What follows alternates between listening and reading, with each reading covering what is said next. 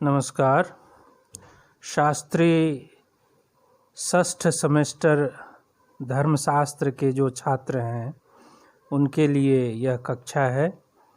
आज हम लोग पढ़ेंगे वर्णाश्रम धर्म को। वर्णाश्रम धर्म व्यवस्था हिंदू धर्म की एक महत्वपूर्ण व्यवस्था है। अन्य किसी धर्म में इस प्रकार की कोई व्यवस्था नहीं है। वर्णाश्रम धर्म व्यवस्था का स्वरूप संक्षेप में हम चर्चा करते हैं। ईश्वर ने ब्राह्मण, क्षत्रिय, वैश्य और शूद्र इन चार वर्णों की तथा ब्रह्मचर्य आश्रम, गृहस्थाश्रम, वानप्रस्थाश्रम और संन्यास आश्रम इन चार आश्रमों की सृष्टि की है। प्रत्येक व्यक्ति का कर्तव्य कर्म उसके वर्ण और आश्रम के ऊपर निर्भर करता है। ब्राह्मण का कर्तव्य कर्म वेद पाठ तथा वैदिक यज्ञादि कर्मों का संपादन करना, क्षत्रिय का कर्म दुष्टों का दमन करना, शिष्ट जनों का पालन तथा इसके लिए दंड धारण करना, वैश्य का कर्म कृषि, गौरक्ष और वाणिज्य है। शूद्र का कर्म ब्राह्मण, क्षत्रिय और वैश्य की सेवा है। इसके अतिरिक्त कुछ साधारण धर्म हैं जो चारों वर्णों के लिए कर्तव्य हैं, जैसे अहिंसा, सत्य, अस्तेय, शौच, इंद्रिय संयम। जैसा कि मनु महाराज ने कहा है, अहिंसा सत्यमस्तेयम शौचमिंद्रिय निग्रह एतम सामासिकम धर्मम चातुर्वर्ण्ये अब्रवीण मनुः। अर्थात अहिंसा, सत्य, अस्तेय, शौच तथा इंद्रिय निग्रह ये चारों वर्णों के धर्म हैं। इनके अभाव में कोई वास्तव में मनुष्य पदवाच्य नहीं हो सकता। समाज की सर्वांगीण उन्नति के लिए धर्म भाव, शक्ति, ऐश्वर्य और श्रम इन चार वस्तुओं की आवश्यकता है।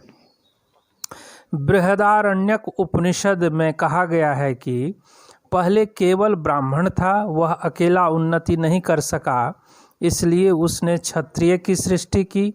जब उसने भी उन्नति न हुई तब उसने वैश्य की सृष्टि की, और जब उससे भी उन्नति न हुई तब उसने शूद्र की सृष्टि की। इन चारों वर्णों की सृष्टि के बाद धर्म की सृष्टि हुई। पहले जाति की सृष्टि हुई, उसके बाद उनके धर्म अर्थात कर्तव्य कर्म की सृष्टि हुई। कुछ लोग समझते हैं कि वैदिक युग में जो लोग यज्ञ करते थे उनको ब्राह्मण कहते थे, जो लोग युद्ध करते थे वे क्षत्रिय कहलाते थे। परंतु बृहदारण्यक उपनिषद के इस वचन से ज्ञात होता कि ऐसी धारणा या मत ठीक नहीं है। पहले विभिन्न जातियों की सृष्टि हुई, उसके बाद उनके लिए कर्तव्य कर्म का निर्देश किया गया। अर्थात ब्राह्मण के लिए यज्ञादि कर्म करना उचित है, क्षत्रिय के लिए धर्म युद्ध करना उचित है इत्यादि। ऋग्वेद के पुरुष सूक्त में कहा गया है कि ईश्वर के मुख से ब्राह्मण, बाहु से क्षत्रिय, उरु से वैश्य तथा पादद्वय से शूद्र की सृष्टि हुई है। यथा ब्राह्मणो अस्य मुखमासीद बाहुराजन्यस्य कृतः उरु तद अस्य यद वैश्यः पद्भ्याम शूद्रो अजायत। सायणाचार्य ने इस मंत्र की व्याख्या उपर्युक्त रीति से की है। तदुपरांत कहा है कि ब्राह्मणादि जाति की सृष्टि का यही प्रकार यजुर्वेद तैत्तिरीय संहिता में स्पष्ट रूप से कहा गया है। वहाँ कहा गया है कि प्रजापति के मुख से ब्राह्मण, वक्षस्थल से तथा बाहु से क्षत्रिय, देह के मध्यम भाग से वैश्य तथा पद से शूद्र की सृष्टि हुई। ऋग्वेद के जिस मंत्र का पहले उल्लेख किया गया है वही मंत्र यजुर्वेद वाजस्नेयी संहिता मंत्र के रूप में प्राप्त होता है। अथर्ववेद में भी यह कुछ परिवर्तित रूप में मिलता है।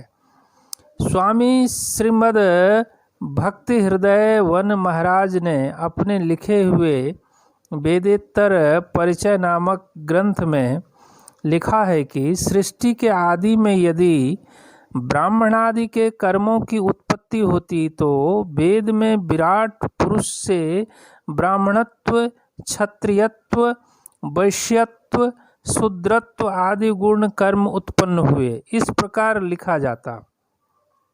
परंतु योनो कहकर सुस्पष्ट भाषा में ब्राह्मण, क्षत्रिय, वैश्य तथा शूद्र इन चारों वर्णों की उत्पत्ति का उल्लेख किया गया है।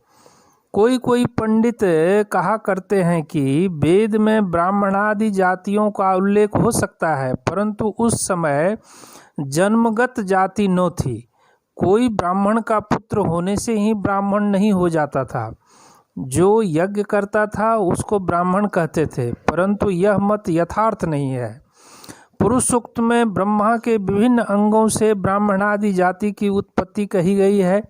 जाति के जन्मगत होने पर ही यह उक्ति सुसंगत होती है। कठोपनिषद में यम ने नचिकेता को ब्राह्मण कहा है तथा उसे नमस्कार किया है। नचिकेता बालक थे, उनको जन्म के अनुसार ही ब्राह्मण कहकर निर्देश किया गया होगा, कर्म के अनुसार निर्देश नहीं हो सकता। ऋग्वेद में कहा गया है कि जो ब्राह्मण वेद के अर्थ को नहीं जानता वह निंदित कृषि कर्म के द्वारा जीविका निर्वाह करे। इससे ज्ञात होता है कि ब्राह्मण वंश में जन्म लेकर कृषि कर्म करने पर भी वह ब्राह्मण के नाम से परिचित होता था। यदि कर्म के अनुसार जाति विभाग होता तो उसे ब्राह्मण न कहकर वैश्य कहा गया होता। ऋग्वेद में कहा गया है कि हे इंद्र, तुम आलस्य परायण नास्तिक ब्राह्मण के समान मत बनो। इससे ज्ञात होता है कि ब्राह्मण वंश में जन्म लेने पर ब्राह्मणोचित गुण कर्म न रहने पर भी उसे ब्राह्मण कहा जाता था।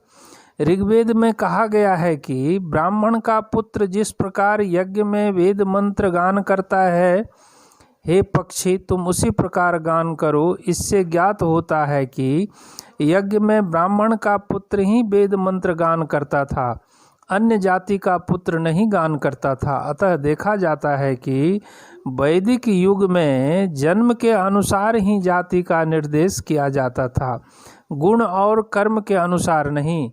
महाभारत में कहीं कहा गया है कि जन्म के अनुसार ब्राह्मण होता है और कहीं कहा गया है कि गुण के अनुसार ब्राह्मण होता है।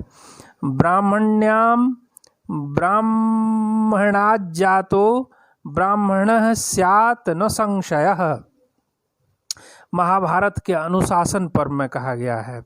अर्थात ब्राह्मणी के गर्भ में ब्राह्मण के वीर्य से जिसका जन्म होता है वह ब्राह्मण है, इस विषय में कोई संशय नहीं है। यहाँ कहा गया है कि जाति जन्म के अनुसार होती है। पुनः वन पर्व में कहा गया है कि जिसमें सत्य, दान, क्षमा, तपस्या आदि गुण हैं वही ब्राह्मण है। सत्यम, दानम, क्षमा, शीलम, अनृशंस्यम, तपो, घृणा दृश्यन्ते यत्र नागेन्द्र स ब्राह्मण इति स्मृतः। हे सर्पराज, जहाँ सत्य, दान, क्षमा, सच्चरित्र, कोमलता, तपस्या तथा करुणा देखे जाते हैं उसे ही ब्राह्मण कहा जाता है। यहाँ कहा गया है कि गुण के अनुसार ब्राह्मण होता है। इन दोनों वचनों का इस प्रकार सामंजस्य किया जाता है कि प्रथम वाक्य का उद्देश्य यह बतलाना है कि किस नियम के अनुसार ब्राह्मण जाति का निर्देश किया जाए। दूसरे वाक्य का उद्देश्य सत्य, दान, क्षमा आदि गुणों की प्रशंसा करना है। अन्य किसी प्रकार से इन दोनों वाक्यों में सामंजस्य स्थापित नहीं किया जा सकता। किंग बहुना शास्त्र वचन में सामंजस्य तो स्थापित होना ही चाहिए। गीता में भगवान ने कहा है कि कौन कर्म करना ठीक है और कौन कर्म करना ठीक नहीं, इस विषय में शास्त्र ही प्रमाण है। तस्मात् शास्त्रम प्रमाणम ते कार्य व्यवस्थितो।